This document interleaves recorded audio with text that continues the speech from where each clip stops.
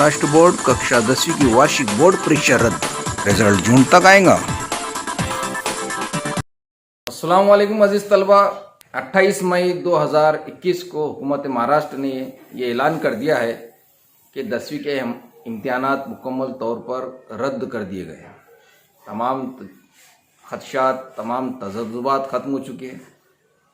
अब मुकम्मल तौर पर 10वीं के इम्तिहानात रद्द हो चुके हैं। अब इम्तिहानात नहीं होने वाले हैं। बहुत दिनों से ये उलझनें कायम थी कि इम्तिहानात होंगे या नहीं होंगे, और होंगे भी तो किस रूप में होंगे। ऑनलाइन पर बात शुरू थी, ऑफलाइन पर बात शुरू थी, और ऑब्जेक्टिव टेस्ट पर बात शुरू थी। अब मुकम्मल तौर पर इम्तिहानात नहीं होंगे, ये बात का ऐलान कर दिया गया है। अब आगे आपको 11वीं में एडमिशन इस तरह मिलेगा, इसका भी उन्होंने लाहे अमल बहुत अच्छा बताया है, बहुत आसान बताया है, बहुत अच्छा क्राइटेरिया है। और आपको इस बेस पर आपको आगे 11वीं में एडमिशन मिलेगा। तो ये चार्ट है जिस बेस पर आपको 11वीं में एडमिशन मिलेगा। ये रहा वो चार्ट जिसमें आपको 10वीं जमात के नंबरात मिलना है, और बोर्ड एग्ज़ाम के नंबरात इस तरह मिलेंगे आपको, या आपकी स्कूल से आपके नंबरात बोर्ड में इस तरह जाएंगे। आपने पिछले साल 9वीं जमात में जितने भी नंबरात लिए होंगे उसका 50% 10वीं जमात के नंबरात में ऐड किए जाएंगे। जैसा कि अगर आपने उर्दू में 100 में से 80 मार्क मिले, 100 में से 80 मार्क लिए होंगे, तो उसके आपको 40 नंबरात 10वीं जमात में ऐड किए जाएंगे आपके उर्दू मज़मून के लिए। इसी तरह हिंदी, मराठी, इसी तरह इंग्लिश और दीगर मज़ामीन के लिए आपको 50% मार्क उसके इस तरह 10वीं में ऐड होंगे। तो ये हुआ, यानी मतलब 9th क्लास के 50% मार्क आपको 10वीं जमात में ऐड किए जाएंगे नंबरात के लिए। फिर उसके बाद 10वीं जमात में आपको 30 नंबर लेखी परीक्षा के लेना है। 30 में से आपको जितने मार्क आपके स्कूल से जाएंगे उतने मार्क लिखे जाएंगे। जैसा कि अगर आपने कॉमन टेस्ट दिए हुए या फर्स्ट टर्म में जितने भी नंबर मिले होंगे, या होमवर्क में से आपको जितने नंबरात मिले हैं, तो अगर आप फर्स्ट टर्म में अगर आपने 100 में से जितने भी नंबर मिले हैं आपको, तो वो अगर 100 में से अगर आपने 80% मार्क मिले हैं आपको, तो 30 में से आपको कितने नंबरात मिलेंगे, तो वो 100 मार्क 30 मार्क में कन्वर्ट करना है। तो वो कन्वर्ट करने का तरीका मैं आपको बताता हूँ, चलिए चलते हैं। देखिए, ये सिर्फ लेखी परीक्षा की 30 मार्क के लिए बता रहा हूँ मैं आपको कि किस तरह मार्क निकलेंगे 30 में से। अगर आप 100 में से 80 मार्क लेते हैं तो फिर 30 में से कितने मार्क लोगे आप। तो इनकी तिरछी ज़रब करेंगे।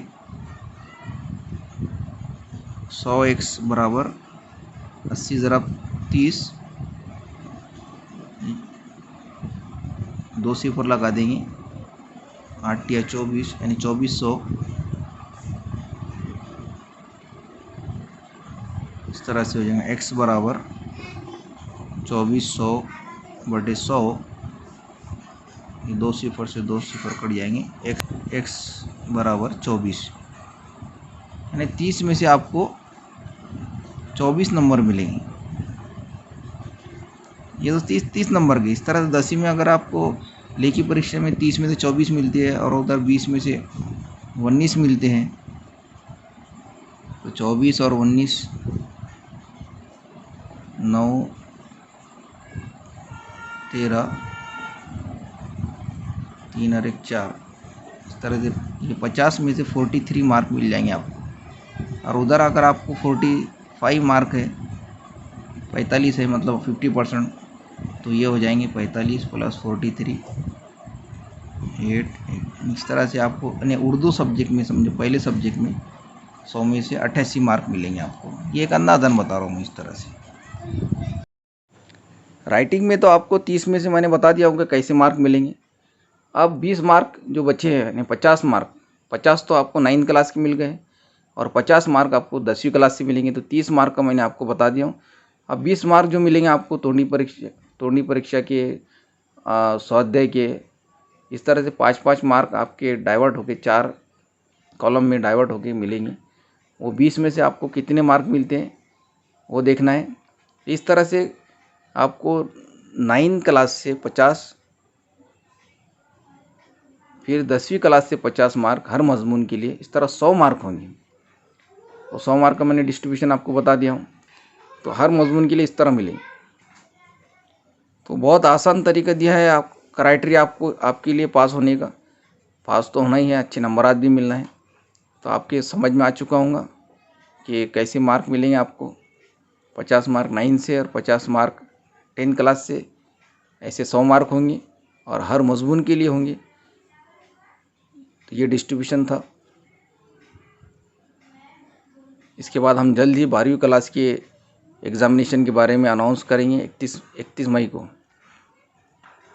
तो उसका वीडियो बनाएंगे और उम्मीद है आप हमारे चैनल से जुड़े रहेंगे। Don't forget to subscribe the channel and like the video. Thank you. अब चार्ट देखने के बाद आपके समझ में आ चुका होगा कि आपको नंबरात किस तरह मिलेंगे। मैंने आपको समझा दिया हूँ।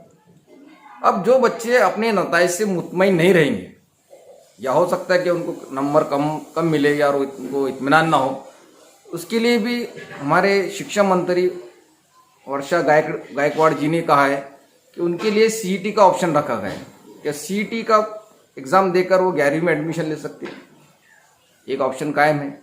और एक बात और उन्हें कहा है कि जिन बच्चों ने इस वबा में, कोरोना वबा में अपने वालिदैन को खोया है, उनके लिए आर्थिक मदद दी जाएंगी। केरल हुकूमत ने तो 3 लाख रुपए हर बच्चे को देने का ऐलान किया है, लेकिन अभी मुआवजा कितना मिलेगा ये तो महाराष्ट्र गवर्नमेंट ने अभी नहीं बताया है, लेकिन उनको आर्थिक मदद ज़रूर दी जाएंगी जिन बच्चों ने कोरोना वबा में अपने वालिदैन को खोया है, या उनको आर्थिक मदद दी जाएंगी। इसी के साथ साथ उनको आगे पढ़ाई करने के लिए भी मदद दी जाएंगी। ये उन्होंने साथ साथ इस पैकेज का भी ऐलान किया है। बहुत अच्छी बात है। महाराष्ट्र गवर्नमेंट बहुत अच्छा स्टेप्स उठा रही है। पहले तो उन्होंने ये एग्ज़ाम कैंसिल करके बहुत अच्छा स्टेप उठाया है, क्योंकि एग्ज़ाम लेना पॉसिबल नहीं थे। आपकी सेहत का ख्याल रखा गया है उसके अंदर, और अगर एग्ज़ाम लेते तो बहुत ज़्यादा नुकसान होने की अमकान होते। आपकी सेहत का ख्याल रखकर आपको 11वीं में एडमिशन के लिए बहुत अच्छा लाए अमल भी पेश किया है। ये पहल बहुत अच्छी उठाई है उन्होंने, महाराष्ट्र गवर्नमेंट ने। हम उनके लिए ममनून और मशकूर है कि उन्होंने हमारे बच्चों का ख्याल रखा, सेहत का ख्याल रखा और तालीम का भी ख्याल रखा। हालात नाजुक है, इसलिए ऐसे इक़दाम उठाना ज़रूरी था, जिसकी वजह से तालीम का तो नुकसान बहुत हुआ है, ये हम मानते हैं, लेकिन सेहत का नुकसान ना हो, जानों का नुकसान ना हो, ये अच्छा स्टेप है। सेहत कायम रहेंगी, जान कायम रहेंगी, तो आगे तालीम भी हासिल करेंगे इंशाल्लाह। तो हम उनका शुक्रिया अदा करते हैं। तब तक के लिए आप अपनी पढ़ाई को जारी रखिए, अपने आप को अपडेट रखिए, अपनी सेहत का ख्याल रखिए, और बाहर जाते वक्त मास्क पहनिए और डिस्टेंस रखिए, सेहत का ख्याल रखिए। इतना बड़ा कदम उठाने के बाद आपकी सेहत का महाराष्ट्र गवर्नमेंट ने ख्याल रखिए। अब आपकी बारी है कि आप अपना खुद ख्याल रखिए। अल्लाह हाफिज़। चलते हैं।